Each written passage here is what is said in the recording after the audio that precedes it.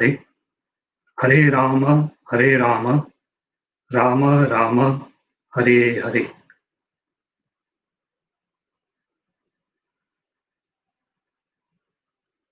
A very warm welcome, everyone, to this class on behalf of Dublin Krishna Temple, Panchatattva Temple, live from Athlone, the heart of Ireland. My name is Sanatana Govinda, and today I'm going to talk about the topic, the power of mind, harnessing the power of mind. So this is a topic that we are going to talk about and discuss today. I'd be very interested if you can please comment and inform where you are watching from and which place, and if you're watching the replay, please put in replay later so that we can see the comments. Before I start the talk, let me offer some prayers to the Guru Varga and the spiritual masters and the Supreme Personality of Godhead. Om Ajnana Timirandhasya Jnananjana Shalakaya Chakshur Unmilitam Yena Tasmai Shri Gurave Namaha. Shri Chaitanya Manobhishtam Sthapitam Yena Bhutale Swayam Rupa Kada Mahyam Dadati Swapadantikam.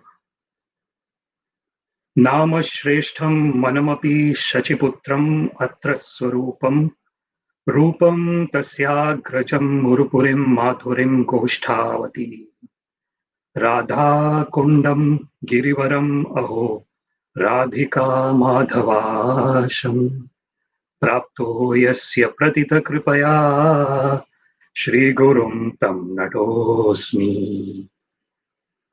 Vandeham Shri Gurum Shri Yuta Padakamalam Shri Gurun Vaishnavamscha Shri Rupam Sagrajatam Sahagana Raghunathanvitam Tam Sajivam Sadvaitam Savadhutam Parijana Sahitam Krishna Chaitanya Devam Shri Radha Krishna Padan Sahagana Lalita Shri Viṣākān Vitamscha Adadandastranam Dante Idam Yacha Punah Punah Śrīman Rupa Padambhojam Dhulisyam Janma Janmani. He Krishna Karuna Sindho Dīnabandho Jagatpate Gopesha Gopika Kanta Radha Kanta Namostute Tapta Kanchana Gaurangi Radhe Vrindavaneshwari Vrishabhanu Sute Devi Pranamami Haripriye. Vancha kalpa tarubhyascha kripa sindhubhya evacha patitanam pavanebhyo vaishnavebhyo namo namaha. Jai Shri Krishna Chaitanya Prabhu Nityananda Shri Advaita Gadadhara Shri Vasadi Gaur Bhakta Vrinda. Hare Krishna, Krishna Krishna, Hare Hare, Hare Rama, Rama Rama, Hare Hare.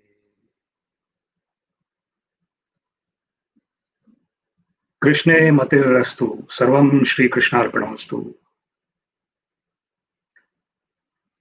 So today we are going to talk about the topic, the power of mind. Before we delve into what exactly the power of mind is, let's try and understand what mind is actually.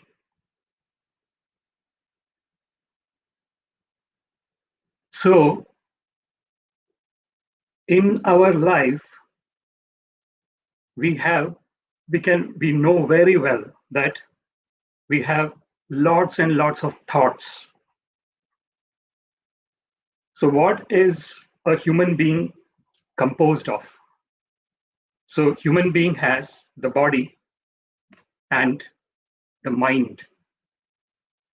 And above all, there is a force within the human being that makes the human being, not only the human being, all the living entities, plants, animals, any living entity that moves, that grows, has consciousness. It is a consciousness that actually distinguishes a non-living thing from a living thing. For example, if we are like I have put this laptop on a desk. So this laptop and this desk, they are just existing. They will not grow unless I do something to make it grow. So what we have to understand is, so that's why actually I want to address everyone as the wonderful and beautiful souls of Ireland and of the whole world who are watching this live video. So we are all actually eternal spirit souls. And we have a body and we have the mind. The body can be seen. Yes, the body is, so whenever we see any person, we are seeing the body. What we are not seeing is the actual person within the body. The actual person is the consciousness.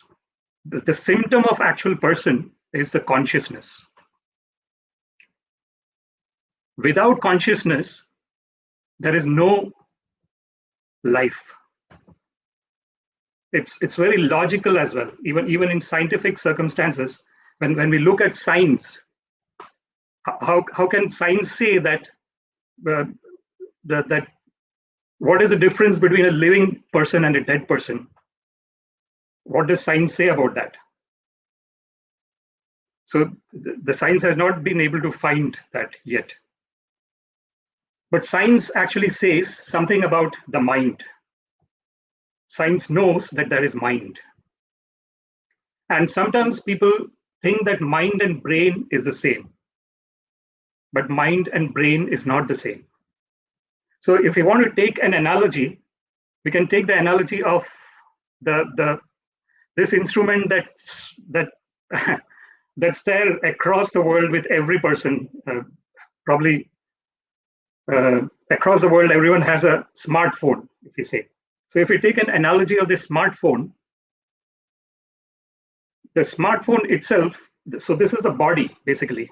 And what is the mind? So the mind is the apps that are there in the smartphone. So we are just taking a metaphor. Just to understand what exactly is mind, we need to first understand what is mind. And then we'll go and try and understand where the power of mind is coming from.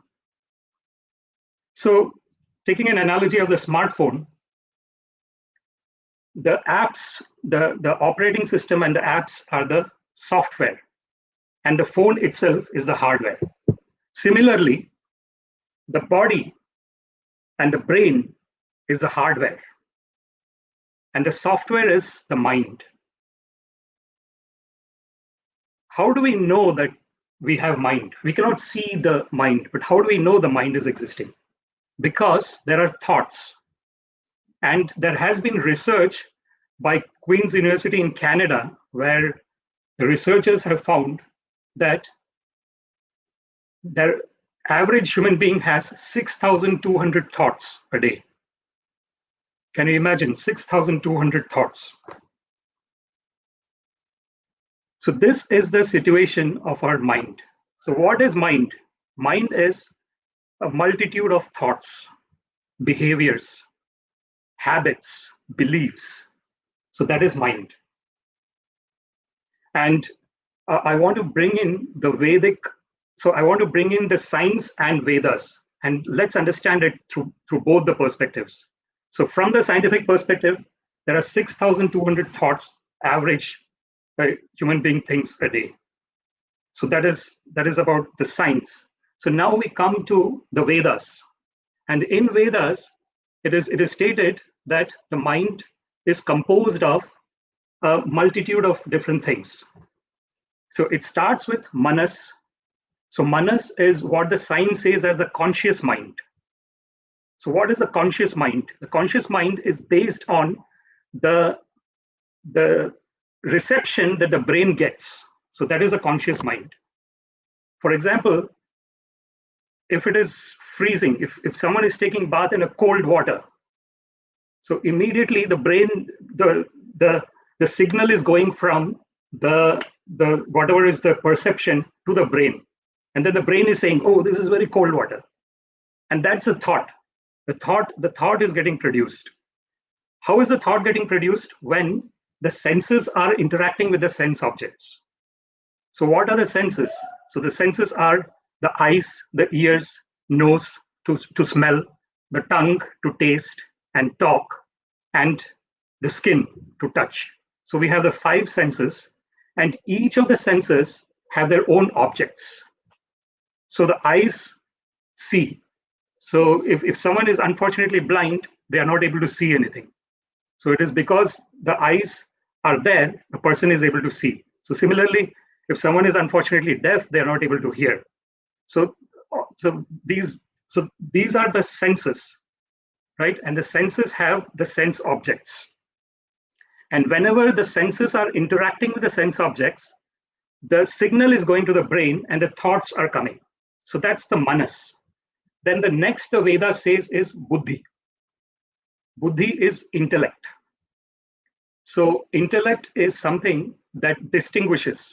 So intellect actually has the power to differentiate, to say that this is right and this is wrong. That is intellect. The third we have is, it is called chitta. So chitta is like a subconscious mind. If you want to look at it from the scientific perspective, so let's try. So what I'm trying to do here is looking science and Vedas, and we are trying to understand how we can understand mind. So what we said was the first is mind, that is a conscious mind, which is coming from the senses interacting with the sense objects and the perception that is coming. The second is the intelligence that distinguishes that this is right, this is wrong. How does a person know that what is right to do and what is wrong to do? So there is intellect there. The intellect says that, okay, this one is right to do, this one is wrong to do. The third is the subconscious mind, which stores everything. So that is called chitta. So chitta shuddhi. So the Vedas talk about purifying the chitta. Cheto darpana marjanam. So Srila Chaitanya Mahaprabhu says that, so that is a subconscious. So subconscious has got the impressions of everything that we do, each and every moment. It is getting impressed in the subconscious mind continuously. It's like probably an unlimited hard drive, if you want to say it like that. So there is no, like you can say, we say that megabyte, gigabyte, petabyte, terabyte. There's so many, the storage capacity. So the storage capacity of chitta, the subconscious mind, is just, we can't imagine the storage capacity. It's like unlimited. Everything gets stored. So these are the different things. And then we have the principle. So again, coming back to the analogy of a smartphone. So we say that the brain is like the hardware, like the phone itself, and then the software is mind, which is the apps in the phone. But how does the phone work? What makes the phone to work? If there is no battery in the phone, if the battery does not get charged through electricity, the phone is dead. It could have hardware, it could have software, but it won't work. So that's electricity, or that battery is what is the purpose of the soul. So the soul is actually it's giving the life to everything. Just like electricity is giving life to the phone. The electricity is charging the battery, and the phone is actually working. So this is very important to understand. And Vedas, Katha Upanishad has got a very beautiful verse which gives a very good metaphor of understanding what is the mind and what is the intellect, and how the senses are interacting with the sense objects, and how the person is the passenger. The soul, the living entity, is the passenger. So there's a very beautiful verse in Katha Upanishad 1, 3, 3 and 4, which says that Atma Nagvam Rathinam Vidhi, Shariram Ratamevatu. So what it is saying is, Atman Nagvam Rathinam Vidhi, Shariram. So the body is like a chariot, and the person, the real person, the soul, the living entity, is the passenger. Right? So body is a chariot, the soul is the passenger, and the horses are the five senses. And the charioteer, Sarathim, is buddhi. Charioteer is intellect. And the reins of the horses that connects the charioteer with the five horses is the mind. And so this gives a very great metaphor of understanding our composition, how we are composed, the human beings, how we are composed. It is in other living entities as well, but in other living entities, they would not have highly developed intellect. And that is the reason, that is what distinguishes a living entity from, so dharmo hi teṣāṁ adhiko vishesho dharmena hina pashupir narana. Ahara nidra bhayamaithunam cha samanyam etat pashupir narana. So the Vedas are saying that eating, sleeping, mating, and defending, these four activities are common between all the living entities and the human beings. So what is it that is distinguishing a human being from other living entities? It says, dharmo hi teṣāṁ adhiko vishesho dharmena hina pashubhir narana.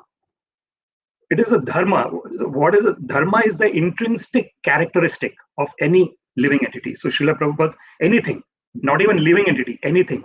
So Srila Prabhupada gives example of how the dharma of sugar is to be sweet. So that is an intrinsic characteristic of the sugar, that it has to be sweet. Or if you take a salt, the intrinsic characteristic of salt is to be salty. Of course, they both look white, and sometimes people can make a mistake. That is another thing. So this is the characteristic. So all the living entities have the characteristic of life in them. But human beings have this extra potency in terms of so jiva bhutam mahabaho yayedam dharyate jagat. So Krishna actually mentions apareyam itastu anyam vidhi me prakritim param jiva bhutam mahabaho yayedam dharyate jagat. Krishna says that, so the body, if you take the body is composed of the five gross elements and 3 subtle elements. So the 5 gross elements is earth, water, fire, air, and the space, the ether. And then the subtle is mind, intelligence, and false ego. So the false ego is one more thing. So this is ahankara. So when I was discussing about the Vedas, what are the things that are there? So there is manas, there is the mind, and then there is buddhi, the intellect, and then we have the chitta, the subconscious, which takes in everything. So subconscious. So that's why it's very important what we are doing every moment. It gets impressed in the mind, and that's what creates the habit. It creates the behavior. So that's why it's very difficult to come out of a habit. Why is it very difficult? because those impressions have got embedded in the subconscious, in the chitta. So to take it out, we have to create new habits. So when we create new habits, the old habit will die, basically. So that's why Krishna says, rasa varjam rasopyasya param drishtva nivartate. Vishaya vinivartante niraharasya dehina. Rasa varjam rasopyasya param drishtva nivartate. So what does it mean by param drishtva? Krishna says. So that is when we develop higher taste, when we develop the habits that are conducive for our progress. Not only this, so generally people are after material progress. So even for material progress, this control is so much important, and that's what we'll come to in the next stage, the control of mind. And that is the power of mind. When the mind is controlled, the mind is powerful. When the mind is not controlled, it is powerless. It doesn't have any power. It just drags us to. It just drags. Shrota vyadini rajendra nrinam santi sahasrasa apashyatam atmatattvam graheshu grahamedina. So this is said in Śrīmad-Bhāgavatam. So what is it saying? Shrota vyadini rajendra nrinam santi sahasrasa. So the mind gets dragged into thousands of different things. So there is no focus. If there is no focus, we cannot attain anything. What to speak of spiritual? Even in material life, without focus, nothing can be attained. So this is the power of mind, is the focus. Focus on one particular thing, and if we focus on Krishna, then the Krishna says that yam yam vapi smaran bhavam tyajati ante kalevaraṁ tam tam iveti kaunteya sada tadbhava bhavita. So whatever we are thinking of, whole day, whatever we are thinking, the same thing we'll think in dreams. The same thing will come in dreams. And the same thing will be there in the mind as a thought at the time of death. Antakale cha mameva smaran muktva kalevaraṁ ya prayati tyajam deham yati nasti atra samshaya. So Krishna mentions in Bhagavad Gita that Antakale cha mam eva smaran muktva kalevaraṁ. So when someone is remembering the Lord at the time of death, ya prayati samadbhavam yati nasti atra samshaya. So Krishna mentions that he comes back to me. There is not even an iota of doubt in that. So let's try to understand the mind again now. So we were discussing about the metaphor that is given in the Kathopanishad. So which is saying that the senses are the 5 horses. So what are the senses? The eyes, ears, nose, tongue, and the touch. So they are the 5 horses. And then the chariot is the body. Body is the chariot, and the soul, the living entity, is the passenger. And the person who is driving the chariot, or the sarathi, is the intellect. And the reins that is controlling the horses, that is the mind. So Krishna says, Indriyani parani ahur indriyebhya paramana yo manasastu paro buddhi yo buddhe paratastu sa.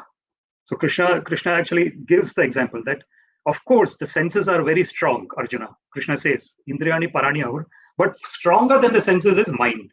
Indriyebhya param mana. Yo manasastu paro buddhi. Stronger than the mind is intelligence. And stronger than the intelligence is the passenger. Right. So if you want to go from, say, if you are taking a taxi to go from, say, one place in Dublin to another place in Dublin, if we don't know the destination, if we don't know where we have to go, it has no meaning. So unfortunately, that is the situation in this material world for lots of people. It is unfortunate situation that the destination is not known. If destination is not known, what is going to happen? We are not going to tell to the intellect. So we are the passenger, right? We are the passenger, and we don't know where to go. So what is going to happen? We are just going without any purpose. So there is a very beautiful saying: purpose of life is life of purpose. It's a beautiful quote which says that when we have a life of purpose, then that is the purpose of life. But unfortunately, for many people, there is no purpose. And that's why the senses are just taking control. The senses are taking control, and then the mind is going, and then it's just distracted. There is no focus.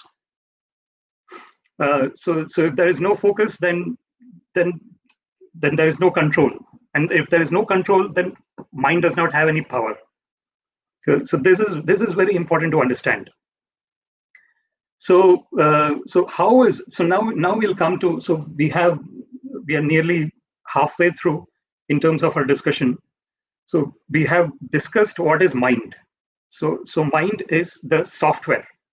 The human being is the body is the hardware. The body and the brain and everything else that we can see is the hardware. And the mind, which is the thoughts, we cannot see the thoughts, but thoughts exist. Everyone knows.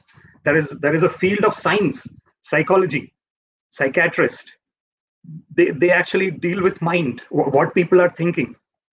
So thoughts are the software. And we have taken the metaphor to understand that the software hardware cannot work if it does not have the battery, the electricity. So the electricity is giving the charge to the battery, and then the phone and everything is working. So similarly, if the body does not have the presence of soul in it, the body, the hardware and software is not going to work. It has got no use. The hardware and software has got no use. So that's the difference between a living person and a dead person. The electricity or the soul is not there anymore. So then there's no consciousness. So this is another important thing now we have to understand about consciousness and awareness. So we are coming to this point about controlling, about the power of the mind. So let's try and understand the power of the mind. So awareness and consciousness is the symptom of soul. Because again coming back to the same analogy, the difference between a living person and a dead person, what is the difference? The consciousness. So in a living person there is consciousness, there is awareness, because of which the person is able to talk, walk, eat, sleep, have emotions. So emotion is also an extremely important part that we have to understand. And where is the emotion coming from? It's again the mind. It's the property of the mind, the thoughts. And so when we have a thought, it has emotions associated with it, right? So for example, if going back to the same example that was given before, like if someone is taking a cold shower, they're feeling, I don't like this. So the signal has gone to the brain, and then the thought is saying that I don't like this, and then that thought has got immediately embedded in the chitta, in the subconscious. So the next time when the same thing is happening, the chitta has already said that, because the subconscious already has that. And this is another important thing that we have to understand about, that the subconscious can be changed by repetition. So this is a kind of scientific way that people have said this. So if we want, say if we want to change a habit, for example, how do we change a habit? We put in a new habit, and we take very small baby steps at a time. If we want to change a habit drastically, it would not last. They say, according to the scientific research, they have said that it takes 63 days for a new habit to get established. So it's like 21 days in the beginning for the old habit to go off, then the 21 days for the so for the new habit to settle in, and then the last 21 days is basically the foothold of the new habit is getting established, and then the new habit is existing. So what is happening there? It is a repetition of the new habit. So this is param drishtva nivartate that Krishna has mentioned in Bhagavad Gita. So even we see that even for a child, if a child is doing something naughty, what is the best way to control the child? To give them something good to do. So if they like something good to do, and if we give that good thing for them to do, they will automatically stop the naughtiness, whatever frickling thing that they are doing. So this is exactly what has to be done with the mind as well. So if the mind is unfortunately going in a lower kind of activity, which is not conducive for material and spiritual development, then what has to be done? The new habit has to be created, and when this new habit gets created, then automatically the old habit will go away. So that is the way of doing it, right? So we are coming to this. So we have seen about this analogy of the body being the chariot, the soul being the passenger, the intelligence being the driver of the chariot, the sarathi, the reins being the mind, and the 5 horses being the 5 senses. So for anything to go in a proper way, the passenger has to tell the driver that I have to go to this direction. Isn't it? Like that's the logical way of moving forward. The passenger has taken a cab, and he's saying that I want to go to this destination, and then the driver will, if we take the analogy of the car, the driver will drive the car and then take it to the destination. So the car is like the horse in our case, in this analogy. But what would happen if the passenger does not know where to go? The passenger is called a cab, but I don't know where to go. So it's a very strange situation. But unfortunately, lots of people are in this strange situation, and therefore it is extremely important to have purpose, have goals. And what better goal? Like when we are talking in the devotional world, what better goal than the goal of remembering the Lord? There is no better goal than that. If someone is not coming from the spiritual understanding, they unfortunately will take time to understand this. But for them, it could be any goal that inspires, that motivates. That is very important, to have emotional involvement with the goal. That is extremely important. If the emotional involvement is not there, the person will not go towards the goal. So that's why Krishna mentions manmana bhava mad bhakti mam namaskuru mame vaishisi satyam te pratijane. Krishna mentions in Bhagavad Gita that give your mind to me. What is mind? Mind is thought. Mind is emotions. So when we are getting emotionally involved in any activity, so we enjoy that. If you're not emotionally involved in any activity, we cannot. So the whole, what to talk about human beings, any type of living entity, we see it is clearly known that when cows are taken to the slaughterhouses, the cows are crying. So every like Srila Prabhupada mentions in his conversations and lectures about how Bose, who had studied about the plants as well. The plants, even plants have a certain level of emotion in them, and like I would like to say, emotion is like energy in motion.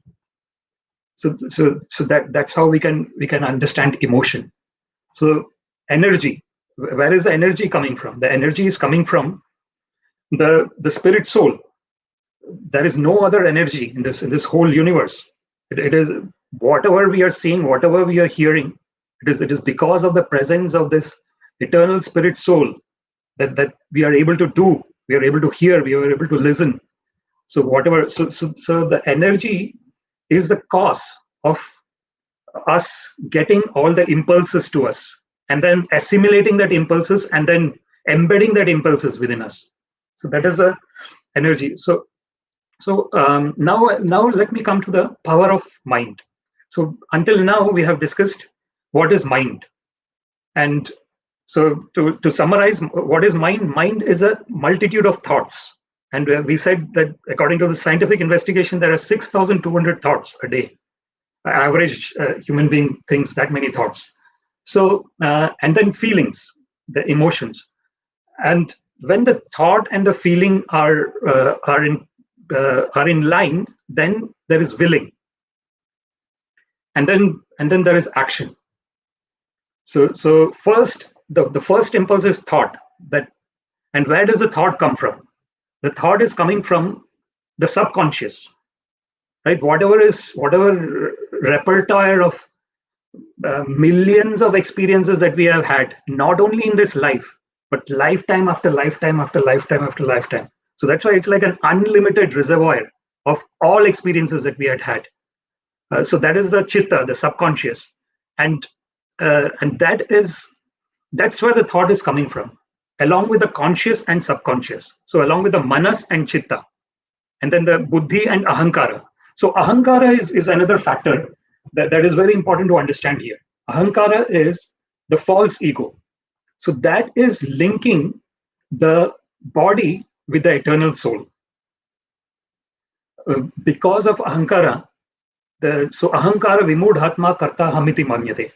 Prakriti kriyamanani gune karmani sarvasha yah pashyati tathatmanam akartaram sa pashyati. So Krishna mentions in Bhagavad Gita that the activities are being done by the modes of material nature, and the mind is under the influence of the modes of material nature. So if we are interested in discussing about scriptures and discussing about the Lord, then we are in the mode of goodness. If we are interested in sense gratification and getting more and more material elements to us, then we are in mode of passion.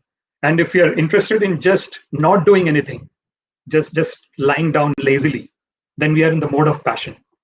So Krishna mentions what these modes of material nature: sattvat sanjayate jnanam, rajasa lobham evacha, pramada moho tamaso bhavato ajnanam evacha. So in the mode of goodness, we are trying to understand the nature, our real nature. What is our real nature? So are we the mind? Are we the body? Are we our thoughts? So we are trying to understand these things, and that is mode of goodness. And in mode of passion, we are totally got identified with our thoughts in the mode of passion. Mode of passion is like that those horses are going uncontrolled. And then the mode of ignorance is the same. The senses are not in control. So when the senses are not in control, then the direction, it is going haphazardly. There is no direction. If the senses are in control, then the driver knows that I have to go to this destination. And the driver, who is the driver? The intelligence. The intelligence is driving it to the. But who is telling the intelligence that where I have to go? It is the soul. So this it is very important. So therefore, the awareness is extremely important. The conscious awareness. So where we are projecting our awareness, that is extremely important to understand. So what thought is coming? So we said that 6,200 thoughts on an average a human being thinks a day. So out of those 6,200 thoughts, wherever the awareness is going, that thought becomes strong. Who is giving that awareness? So it's the awareness is coming from the soul. And so So so we have to understand which thought we have to give awareness to. That is very important. Where we have to put our energy. To understand that is extremely important. So whenever we are putting, when we are giving awareness to a particular thought, and when we are going in the direction of that thought, that means we are putting our energy on it. So it is very extremely important to understand which thought should we give our energy to. Should we give our energy to a thought that is distracting us from what we want to do? And unfortunately, this is what is happening in the contemporary society. There are lots of distractions. So it is said about, like, for example, the social media. So everything, there is nothing inherently bad or inherently good. It is the way it is used that makes it good or bad. So, for example, the social media. So if it is used for a particular purpose, a purpose-driven use of social media, then it is good. But if it is just like a distraction, if it is used like a distraction, like a person, like for example, if we have thought that I want to do one particular work that I want to complete for the next 2 hours, and I thought about it, and after I thought and after I willed, so thinking, feeling, and willing, right? So these three are the kind of the main way that the thought process is operating. The mind is operating in the 3 ways: thinking, feeling, and willing. And first, it is coming as a thought.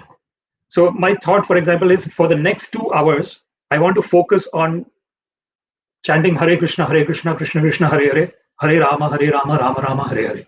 So I have thought about it. I felt that I want to do, and I'm willing to do it. But now, if my emotional involvement and my willing is not strong, what is going to happen? The distractions are going to, the horses will go in different directions. So what is the way to control the horses? To stop the horses let the horses be there for some time, let them relax. So how can the senses relax? The senses can relax when it is closed. When the senses are open, they want to go to those different objects. So when the senses are closed, so they're saying Hare Krishna, Krishna Krishna, Hare Hare, Hare Rama, Rama Rama, Hare Hare, Hare Krishna, Krishna Krishna, Hare Hare, Hare Rama, Rama Rama, Hare Hare, Hare Krishna, Krishna Krishna, Hare Hare, Hare Rama, Rama, Hare Hare. So the senses, the eye is closed and the ear is hearing the vibration of the Mahamantra. So then the two senses are kind of have been kind of placed at one place, not going anywhere. And then the tongue is also, third sense is also there. And then the touch, if you're chanting with the beads, the touch is also there. So how many senses have gone now? Now only the smell is left. The smell, if there is an incense which is offered to the Lord, and the incense smell is coming, then the fifth sense is also totally in. So the horses are kind of under the control of the mind, and the intellect. The reen is the mind, and the intellect is. So who has told it? The soul. The soul, when it is involved with emotion, energy in motion, we are saying it. So when it is involved with emotion, the thought, thinking, feeling, and willing, the thought has involved with emotion, and then the will. The will is a property of the intellect. So the intellect has willed it. Then the horses are going in the direction in which the whole thing is going in a synchronicity, in a very rhythmic way, right? So this is how So the power of the mind is actually coming from the soul. Just like the power of this work of the software of this phone is coming from the electricity, which is charging the battery. So similarly, our power of thoughts are coming from the soul. And it is very important to understand that. And just like the electricity is just giving that power, it is not getting involved in what the apps are doing, right? There are thousands and millions of apps which have their own specific functionality. Just like there are thousands and millions of thoughts that we have. So the soul is actually, it's just giving that power. It is giving that power, and then basing on that power and basing on where we are putting our awareness on, we progress. If we are putting our awareness on something that is not good for us, then unfortunately we will deteriorate. Urdhvam gachanti satvastha, madhye tishtati rajasa, jaganya guni vritistha, adho gachanti tamasa. This is said in Śrīmad-Bhāgavatam, that one who is in the mode of goodness, who is trying to cultivate the mode of goodness, their mentality is becoming more clearer. There is more clarity of who I am, what is my purpose, what direction I have to go. So I have a clear purpose. I have clarity. So that is the mode of goodness. When we have a purpose, when we have a clear purpose, when we have clarity, when we have focus, when we know what direction we have to go, then it is a proper. So everything is under control. But what happens if we don't know where we have to go? If we don't have clarity, if we don't have purpose, then every moment is dragging us to different. So that's why Krishna says, Vyavasayatmika buddhir ekeha kurunandana bahushakha hi anantascha buddhyo avyavasayina. So Krishna mentions that. So one who has Vyavasayatmika buddhi. So Vyavasayatmika is one-pointed focusedness. So then that is ekeha kurunandana. So then that is just one-pointed focus. And what happens when we are in one-pointed focus, we get the bliss. And the bliss is coming from the focus. When the mind is scattered, bahushakha hi anantescha buddhya avyavasayina. So when the mind is scattered to a lot of different places, it looks very. So we are in a very what do you say, spaced out, as they say. It's that state. But when the mind is focused, so that's why Krishna says that teṣāṁ satata yuktānam bhajatam pritipurvakam dadhami buddhiyogam tam yena mam upayanti te. So who is that satata yuktana? So that focus. So even in the yoga, so the Ashtanga yoga, there is dharana, dhyana, and samadhi. The last three stages of Ashtanga yoga is dharana, dhyana, samadhi. And the difference between dharana, dhyana, and samadhi is the amount of focus that we are doing. In dharana, the focus is a little bit less. In dhyana, that focus increases. And in samadhi, it's eternal focus. The focus is never lost. That's why Krishna says, Yomam pashyati sarvatra, sarvam cha mai pashyati. Tasya hamna pranashyami, sachamena pranashyati. So Krishna mentions in Bhagavad Gita that one who sees me everywhere and everything in me, Yomam pashyati sarvatra, sarvam cha mai pashyati, tasya hamna pranashyami. I never forget that person, and such a person never forgets me. Rasoham apsu kaunteya prabhasmi shashi suryayo pranavas sarva vedeshu shabdam khay paurusham rishu. So when someone, so the focus is always Krishna there. When drinking water, oh, this taste is Krishna. There is sunlight, moonlight every time. Oh, that is Krishna. There is lots of noises coming, lots of voices coming. Oh, that is Krishna. So the focus is only Krishna. So so that is samadhi. So bhoga ishwarya prasaktanam taya pahrata chetasam Vyavasayatmika buddhir samadho na vidiyate. This is the thing. Bhoga Ishwarya prasaktana. This is where the power of mind is not being utilized. When one is attached to the bhoga and Aishwarya, when one is attached to the sense objects and accumulating a lot of material things. So if the aim is only to accumulate material things and there is no purpose other than that, then there will be no satisfaction for that person. So Krishna actually mentions ashantasya nasti buddhir ayuktasya nacha yuktasya bhavana nacha bhavayata shanti ashantasya kuta sukham. So if the goal is only to keep acquiring, and there is no intrinsic purpose behind the goals except for extrinsic acquirement, then nasti buddhir ayuktasya. So Krishna says that such a person is not being focused on getting an intrinsic happiness. Then they don't have bhavana. Nacha bhavayata shanti. What is bhavana? That emotional involvement, that emotional connect. That is very important. Having an emotional connect with whatever we are doing. If it is just based on external.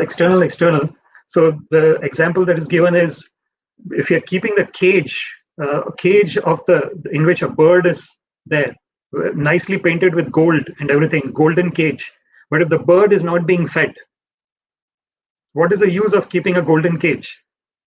This is exactly the situation, that if you just keep thinking about the next sense gratification, the next satisfaction of the mind's thought, like 6,200 thoughts in a day, and every thought, if you're trying to satisfy each and every of the 6,200, first of all, that would not be possible to satisfy the 6,000. But if all the 6,200 thoughts were focused on one, for example, Krishna. What, for example, it must be Krishna. Like devotees understand this very clearly, and everyone will understand. And ultimately, everyone will understand it, because everyone is Jivera Swarupaya Krishnera Nityadas. Krishnasya Tatastha Shakti Veda Prakash. So the real, all the living entities are part and parcel of Krishna. So ultimately, everyone will get that samadhi. Of course, it depends on the surrender as well. So that's why Krishna says, Nacha yuktasya bhavana, nacha bhavayata shanti ashantasya kuta sukha. So when there is no emotional connect, when there is no focus, then there is no peace. And when there is no peace, how can one have happiness? This is very important to understand. Unfortunately, in the contemporary world, peace is not associated with happiness. Happiness is associated with a lot of hard music and things like that. So happiness is being associated with sense gratification, unfortunately, in the contemporary world. But real happiness comes when the senses are controlled. So it's not being said that don't gratify the senses. So yukta hara viharasya, yukta karmasu kaushalam, yukta sapnava bodhasya, yogat bhavati dukkha. So yukta hara viharasya, Krishna mentions that everything has to be done moderately. So since we have all these senses, since we have the body, we have to look after the body, undoubtedly. That has to be in a moderated way. So that's why Krishna says, yukta hara viharasya, yukta karmasu kaushalam, yukta swapnava bodhasya. So the sleeping and the dreaming, so the dreaming is happening most of the time. We are not directly going into the deep sleep. So generally there is a dream state in between, and then we go to the deep sleep, and then after the deep sleep. So there are different states as well. So it is said the Turiya is the fourth state. So what are the different states that we go through in life? So the one is a waking state. So the waking state is when we are awake and when we are doing all our activities. Then there is a dream state. So when we are sleeping, we go into the dream state, and then there is sushupti. So that's the deep sleep. And then there is a fourth state as well. So the fourth state, and then the fifth state. So the fourth state is the understanding that aham brahmasmi. That is a fourth state where there is a clear understanding that brahma bhuta prasannatma na shochati na kamshati samas sarveshu bhuteshu mad bhaktim labate param. So that's the fourth state where one knows that I am eternally part and parcel of the Lord. And then in that state, there is total bliss, prasannatma. And that prasannata is coming from shanti. So therefore, sukham. So that's the, so Brahmabhuta na shochati na kamshati. So that's the highest state. So in that highest state, there is no hankering and there is no lamentation. So hankering is happening because we think that we are this body. When we think this, we are this body, we are this mind, that is hankering. Because I want to satisfy my senses, I want to satisfy my body, I want to satisfy whatever thoughts I have in terms of getting things. Then there is, if I don't get it, I'm lamenting. Oh, I tried so much, but I did not get it. So that's lamentation. So there is hankering and lamentation. So in the state of aham brahmasmi, when we understand that we are part and parcel of the Lord eternally, mamai vamsho jiva loke jiva bhuta sanatana, manashrashtani indriyani prakritisthani karshati. So when we understand that we are part and parcel of Krishna, eternal part and parcel of Krishna, then there is no struggle in this material universe.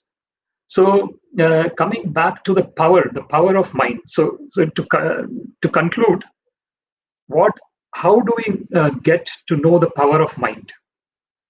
How do we harness the power of mind? We harness the power of mind by first of all understanding that we have mind.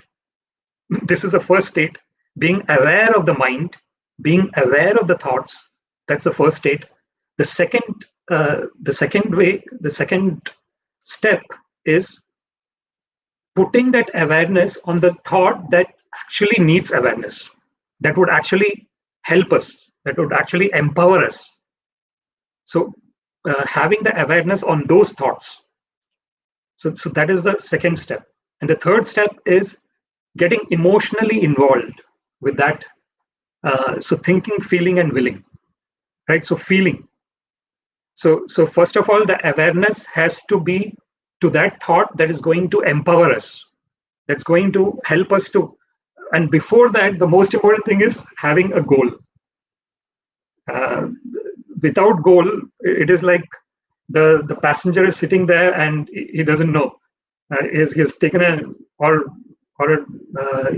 cab and he doesn't know where to go.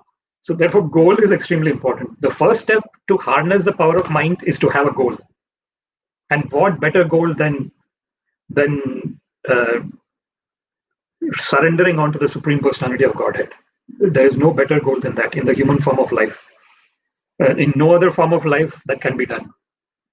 Only in the human form. Durlabham manusham janmam tadapi adhruvam artadam.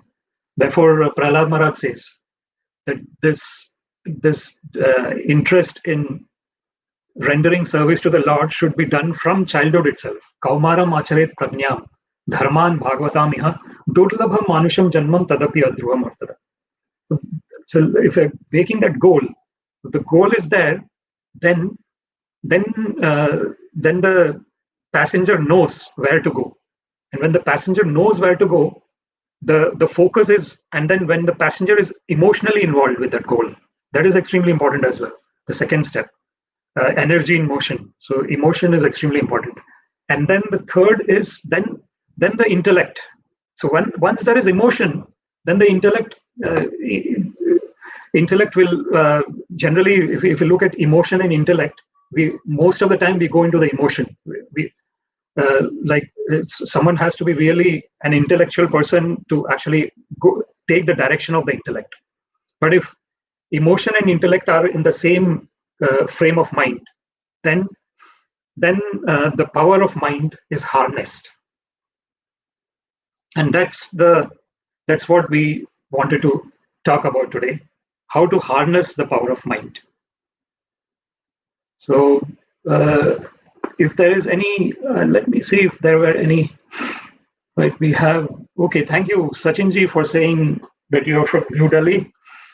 Harsh, Jai Shri Krishna, Sachin, Anju, Hare Krishna, Sudhir, Hare Krishna, Ruchi, Dandot Pranam, Hare Krishna, Hare Krishna, Adesh Singhji, Nitinji, Hare Krishna, Ram Ramji, Dilobar Khan, Hare Krishna, Hare Krishna.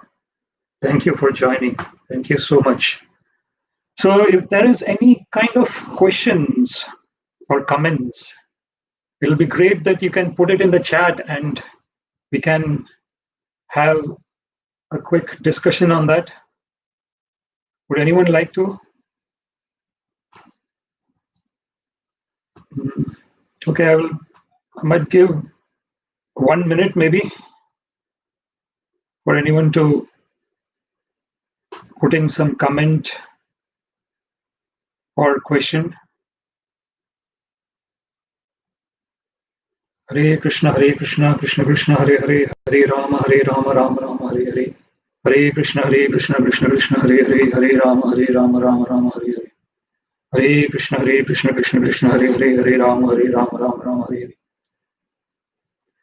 Dilobar Khan ji, thank you for a lovely talk today. Really enjoyed it. You're wonderful. Thank you so much, Dilobar Khan, Mataji. I appreciate your encouragement. Hare Krishna. Sachin Siroji, sir, I have pain in my head. What to do? Sachin Siroji, I think you just need to understand what is causing that, what is causing the pain. Try and understand, is it because of some physical strain that you have gone through, or is it some mental thoughts that you had? And the most important thing, as we discussed, harnessing the power of mind, we are talking about mind here. And most important thing is to clearly grasp the fact that the thoughts are just thoughts. They are not us. It's extremely important to understand this. If we can understand this, and if you can practice this, that is going to help everyone, each and every one of us. Because what is happening is, like in the beginning, as we said, there are 6,200 thoughts in a day, and because of that, we are. And if we are going to identify, and if we keep identifying with a negative thought, that is going to cause us a lot of trouble. That is going to lead us to depression.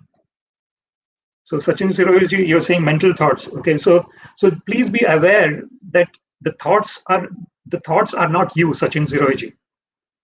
You are not the thoughts. The thoughts are coming to you. So that means you are independent. So you have the choice to focus on the thought that is going to give you happiness, that's going to empower you. You have full total choice. So please make that correct choice. Please don't keep your awareness on negative thoughts. Let the negative thoughts go. Don't identify with them. And whatever the positive thoughts, whatever is giving you empowerment, whatever is giving you encouragement, whatever is giving you progress, positive progress, focus on those thoughts. Bring the awareness to those thoughts. And undoubtedly, we can do that. So Sachin Siroji, please try to do that. And the best way is chanting Hare Krishna, Krishna Krishna, Hare Hare, Hare Rama, Rama Rama, Hare Hare. Hare Krishna, Krishna Krishna, Hare Hare, Hare Rama, Rama Rama, Hare Hare. Focusing on the holy names of the Lord. So they are non-different. The name of the Lord and the Lord himself is non-different. But if we focus on the names of the Lord, then so Krishna says, Chaturvidha bhajante mam jana sukritino arjuna, artho jignasur artharthi jnani cha bharatarshava. Krishna says 4 kinds of people come to me. One who is in distress, one who wants wealth, one who is inquisitive, and one who has knowledge. So there is nothing wrong if you are in distress. There is nothing wrong in going to the Lord and chanting his names and asking for his help. With that, we are developing relationship with the Lord, and that is the most important thing. Developing that it's not developing. The relationship is already established. It's just that we are re-establishing that relationship. So somehow or the other, that relationship has got deactivated. So we are reactivating that relationship. Great, Sachin Siroji. You can feel energy from my head to hands and legs when I'm chanting. Very good, Sachin Siroji. It's great. Fantastic. So that's what. So we get enormous energy from chanting, because that is our natural state. Our natural state is we keep that we are linked to the Lord. Eternally we are linked to the Lord. That is our natural state. That's great, Sachin Siroji. Anyone else? Any other comments or questions? Okay. Thank you very much, everyone, for joining. You're saying, Sachin Siroji, can I say my crown chakra is activated? Crown chakra activation is not, it's not that simple, Sachin Siroji. So it takes kind of total samadhi state to kind of reach that. But we progress to that state. We finally achieve that state. When we keep focusing, the focus is extremely important. So as I said, dharana, dhyana, and samadhi. So dharana is when the focus is a little bit, dhyana is a little bit more, and samadhi is total focus, eternal focus. Then how can I feel energy? Sachin Siroji, you're saying. Yeah, energy is coming. So crown chakra is not the final kind of, it is not easy to reach that crown chakra state. But when you are chanting and when you are focusing on the holy names of the Lord, you are in a depending on the intensity of focus, you will get those kind of energy, those kind of sensations that you're saying. But then we should not get attached to those sensations. That's very important. Okay, thank you very much for being here. And Hare Krishna, Krishna Krishna, Hare Hare, Hare Rama, Rama Rama, Hare Hare. Srila Prabhupada ki jai. Śrīmad-Bhāgavatam ki jai. Bhagavad Gita ki jai. Chaitanya Charitamrita ki jai. All glories to the assembled devotees. Hare Krishna. All glories to the assembled devotees. Hare Krishna. All glories to the assembled devotees. Hare Krishna. All glories to Sri Guru and Sri Gauranga. All glories to Srila Prabhupada. Krishna Materastu. Sarvam Shri Krishna Arpanamastu. Hare Krishna.